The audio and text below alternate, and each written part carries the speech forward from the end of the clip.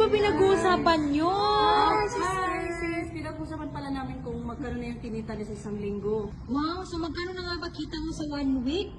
Ito sis, ito yung kita ko sa 1 week, 22,400, di ba? Ang laki. Wow. 1 week lang yan, sis. Wow, si Sister Norhata. So yan, so ako naman 22,337 sa isang linggo lang yan. Ako po si Sister Jo. Ako naman po, kumita ako ng 10,600 sa isang linggo. Oh, Ayan no. wow. Wow.